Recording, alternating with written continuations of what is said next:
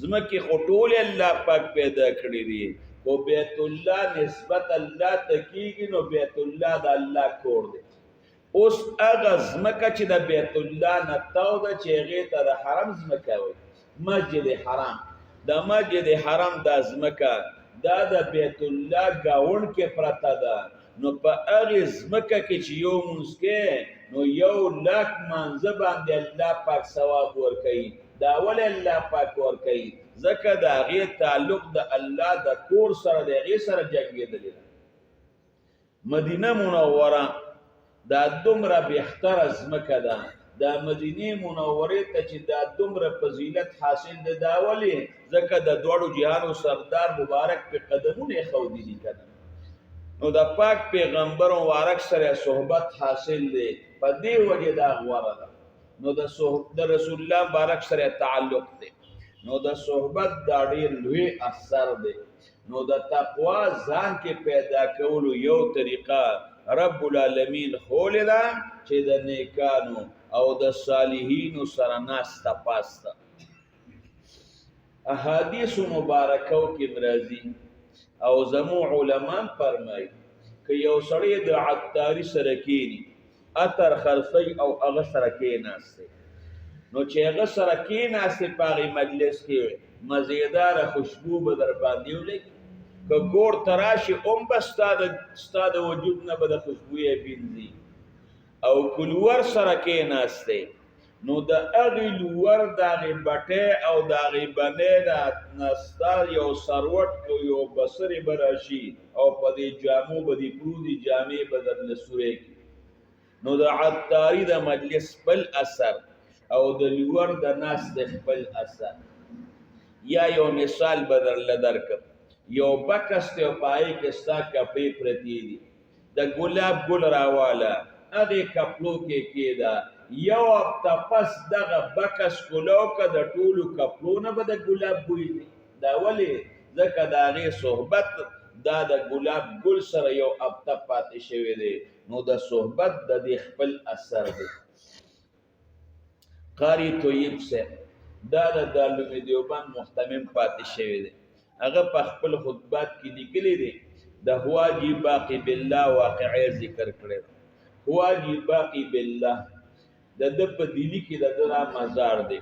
او د مجدد صاحب پیر تیر شوی دی ډېر لوی انسان ډېر لوی او تقوادار او پرهیزګار او ډېر لوی عالم د زمانې تیر شوی دی نه 1,000 کسان نه 2,000 کسان نه 10,000 کسان او نه 50,000 کسان او نه 1,00,000 کسان بلکې په لکونو خلق هندوان دا د خواجه باقی بالله صاحب په لاس باندې الله پاک مسلمان کړي دي په لکونو خلق دا ستا د 400 او عثمانزي او تورمزي او رزړې او شیرپه او تنګې او د دې د امیرې چې دا ټول خلق راوالي د دې نه ډېر زیات خلق الله د خواجه باقی بالله هندوان د دې نه زیات الله د هغه په لاس باندې الله پاک مسلمان کړي دي دومره الله پاک لوی مقام ورکړی دی خو د دې بزرګانو خپل یو حال دی د الله له طرف نه وخت په وخت په دې نیکانو خلکو ازمایښونه راځي کله به داسې چې کور به ډکي د دنیا میلمانه به راځي خوراکونه به کوي او کله به هفته په هفتو باندې په دې نیکانو باندې نارې تېرېږي نو خواجه باقی بالله صاحب به باقاعده لنګر چلوي یو ځل د خواجه باقی بالله صاحب میلمانه راغلل قریبي میلمانه راغلل قاری طیب صاحب لیکلی دی وایي چې میلمانه راغلل د خواجه باقی بالله صاحب په کور کې هېڅ هم نشته کور ته رادننه شو د خوراک څه شته زنانه ورته وي نشته واپس بار ته ووت کله کور ته دننه کېږه او کله بار ته وځه هېڅ په کور کې د خوراک اړه شته دی نه خواجه باقی بالله صاحب ډېر زیات خفه دی چې یا الله دا خو د روټۍ ټیم دی او کور کې هېڅ هم نشته دا خو د میلمنو ته زما سترګې کوزې شوې او ښکته شوې میلمانه پوه شو هغه هم پړه کې شرمنده شو چېره دا مونږ خو ښو نه کړل مونږ خو د ډوډۍ په وخت کې راغلي یو او خواجه صاحب کله کور ته دننه کېږي او کله بار کېږي معلومیږي دا چې په کور کې د خوراک څه نشته د خواجه سے مریدان ناس پوی نشو په دې کې یو مریدو د هوټلو د هوټل مالک هغه مرید پیښ شو چې خواجه سے میلمانه راغله او ټیم د خوراک دی او د خواجه سے پکور کې سشته دی نه او خواجه سے پریشان ښکاری غږ یې ونه کړ د مجلس نه پاسید او خپل هوټل ته لاړ په هوټل کې چې څومره خوراکونه پراتو د یو خوراک نه ډونګه کینګولې راواچو د بل خوراک نه ډونګه کینګولې راواچو د بل خوراک نه ډونګه کینګولې راواچو چې څومره خوراکونه په هوټل کې پخشیو د هر یو خوراک نه په ډونګه کینګولې راواچو یو غوټه خوانچه د هغې نه ډکه کړه روټۍ مو سره کېښودې او هغه خوانچه راوړه خواجه صاحب له مجلس ته نه راوړي کور ته هغه مجموع لېږله چې خواجه صاحب ملامته نشي خواجه صاحب ته پټ په غوږ کې وي چې کور ته که تاسو ورلی غواړي خواجه صاحب پوه نه شو چې کله کور ته لاړ زنانه ورته وي دا خوانچه چا راوړې ده خواجه صاحب پوه شو هغه ډونګې پکې پرتې وې هغه خوانچې راونیوه او راویړه میلمنو ته یې کېښوده میلمنو ته قسمه قسم خوراکونه پراته دي میلمنو خوراکونه وخوړل میلمانه رخصت شو خواجه صاحب ډېر زیات خوشحاله شو چې دا خو دې بټیاري او دې هوټل والا زما میلمنو ته سترګې اوچتې کړې یو حالت په خواجه صاحب باندې راغی او دغې سړي ته وایي غواړې چې څه غواړې غواړه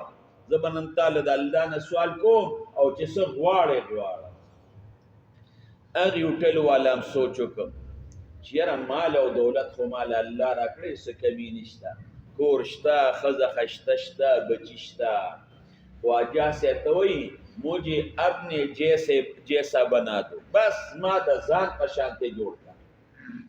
اوس یو ګیلاس دی هغې کې که ته ډېرې اوبه م ور واچې جګ اوبه په هغې کې کم ځای ځایږي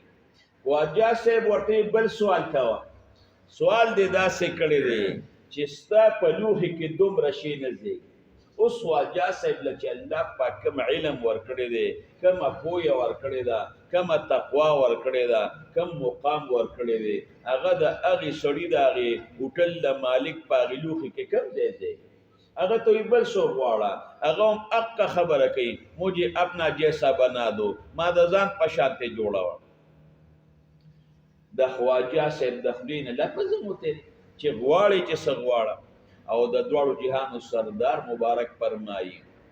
بعضې وخت کې یو سړی دی د هغه په سر باندې به د دوړې وړېدلي جامې به خیرنې خو لو اقسم بالله که دې په الله باندې قسم وخوري رب العالمین بیا په قسم کې حانس نه کړي الله په قسم کې نه حانس کوي د پېشمنې ټیم دی د دواړو جهانو سردار مبارک لا سبا نه دی راختلی پاک پیغمبر او ارک سره صحابه کرام ناست دي او خوراک کوي بلال رضی الله عنه ورته د الله رسوله بس ته خوراک مکوه سبا راوخته د دواړو جهانو سردار مبارک د هغې د پاسه خوراک کوي لګیا دی خوراک کوي صحابه هم کوي بلال رضی الله عنه په دویم ځل اواز ورکړ د الله رسوله بس ته خوراک مکوه سبا راوخته د دواړو جهانو سردار مبارک بیا پروا ونه ساتله بیا لګیا دی خوراک کوي صحابه کرام هم خوراک کوي په دریم ځل بلال رضی الله عنه آواز ورکړ د الله رسوله زما دې په الله قسم چې سبا راوخت خوراک مه کوه بس خو چې بلال قسم وخوړ د دواړو جهانو سردار مبارک نوړی د ښکته کړه او کېښوده خوراک یې بند کړ صحابو ته وایي مه خورئ صحابو ته د الله رسوله یو ځل درته بلال وي چې سبا راختلی دی خوراک مه کوه خوراک دې کوه لږ ساعت د وخت پکې نو تېر بیا یې درته وي چې سبا راختلی دی خوراک مه کوه بیا دې کوه او هېڅ وخت پکې نو تېر چې په دریم ځل یې قسم وخوړ چې سبا راختلی دی او خوراک مه کوه سمدستي د خوراک بند کړې خالان کې د دویم ځل او د دریم ځل په مابین کې خو څه وخت نو تېر شوی د دواړو جهانو سردار مبارک وفرمایل چې کله په لومبي ځل ما ته بلال وي چې سبا راختلی خوراک مه کوه هغه وخت سبا نو راختلی نو ما ځکه د ده خبرې پروا نه ساتلی خوراک مه کوه او چې په دویم ځل باندې بلال وي چې خوراک مه کوه نو او سبا راوخت په هغې وخت کې لا سبا نوره ختلې، نو په دې وجه باندې موږ خوراک کوو. خو چې په دریم ځل باندې بلال قسم وخوړ چې د الله رسول زما دې قسم وي په الله چې سبا راختلی دی، نو سبا نور راختلی، خو چې ده قسم وخوړ نو الله سمدستي سبا راوخېږي چې بلال په قسم کې خانس نه شي، قسم یې وخوړ. نو بعضې خلک د الله شان دی هغه داسې دی چې هغه یو قسم وخوري یو خبره وکړي په هغې خبره کې الله نه دروغجن کوي، چې هغه قسم وخوري په قسم کې الله پاک نه خانس کوي. نو د خواجه باقی بالله صاحب د خولې نه ورته ختلي وو څه چې غواړې غواړه، په الله یې یقین و چې زه وله د الله نه سوال وکړم نو چې دې څو غواړي دا به الله ورکوي. د نیکانو په الله یو یقین وي. هغه ټکي راټینګ کړی چې ما خپل ځان په شان دی جوړوم.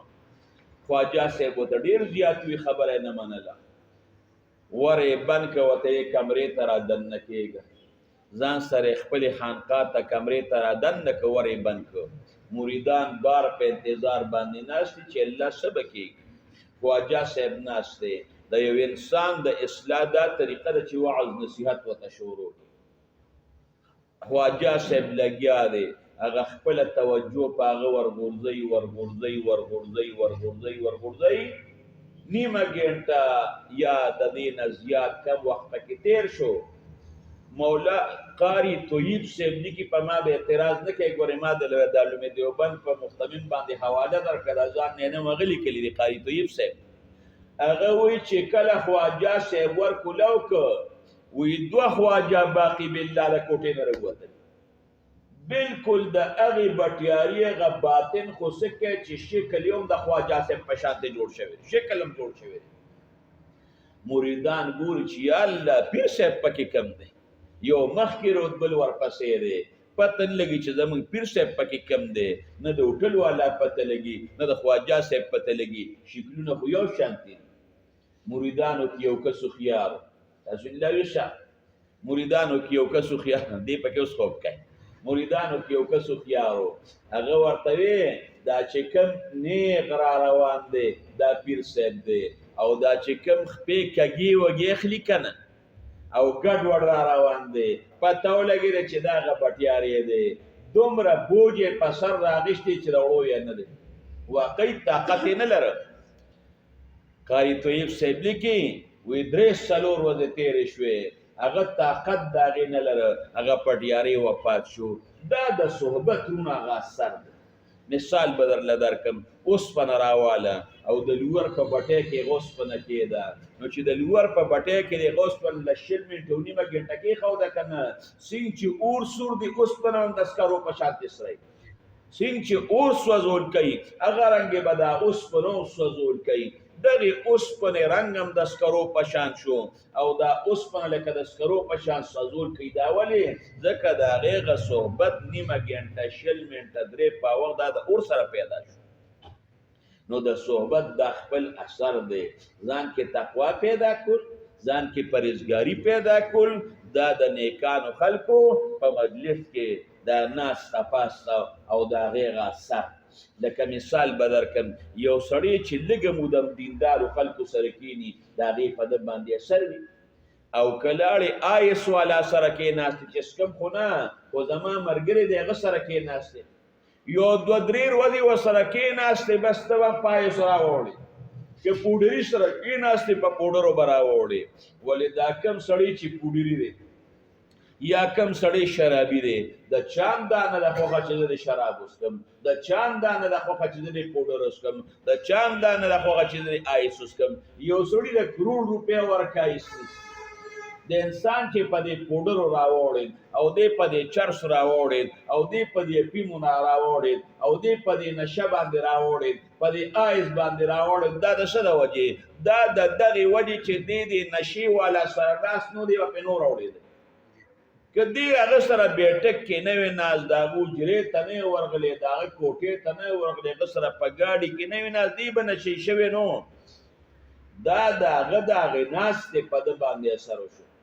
بدماش حجرې ته چې ځې راځې تماچه در سره نشته، خو چې سروه دې پس ګورې نو کلاشینکوف به دې ترخ ته اچولي، د هغې د ناستې خپل اثر دی. نیکانو خلکو سره یو سورو د کې نه پاسه که ګیره دې په مخ باندې نی ګیره به پرېږدې که تسبیح در سره نی تسبیح به راوالې نه ناستې پاستې خپله سر دی